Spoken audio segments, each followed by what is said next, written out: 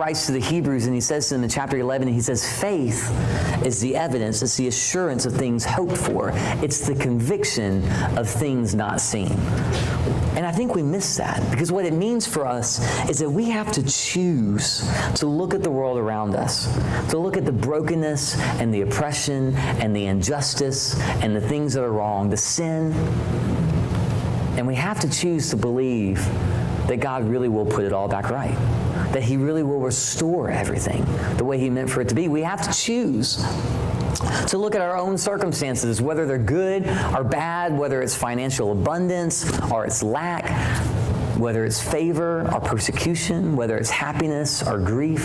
We have to choose to look at our own circumstances with faith that God will prevail, that He will set it right, that He will judge everything, that He will restore this world and the beauty and the joy that He meant for us and for creation, that He'll do it. We have to choose to believe it. The best illustration that I can give you is this, and I'm going to ask for anyone who knows me as a friend to not laugh too hard about this illustration, but just imagine that I was a marathon runner. Just let that sink in, all right? But imagine I had gone out to train. I had run like 20 miles before preaching, which, A, will never happen unless zombies are chasing me, just in case you need a window in my heart. All right, but let's just say that I had gone out, I had done like a full training before a race next weekend. And I came back in, and I'm obviously just worn out. Like, I'm hot, you can just see, like, my legs are almost shaking from the distance. All right? And you pull this chair out, and you're like, Joe, take a seat, man. You got to preach in a little bit.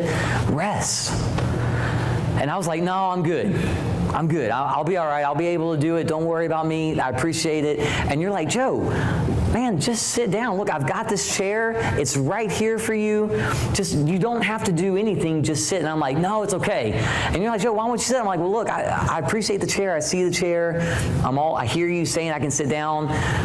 But I'm just going to keep standing on my own. Now, at some point, you would look at me and be like, Joe, why are you being ridiculous? Why won't you sit? Why won't you rest? Because here's the deal. Until I sit in the chair, until I not only hear that it's there for my benefit, see that it's there for my benefit, but until I actually experience it, have I really put my faith not only in this chair that's here, but in the fact that you wanted rest for me?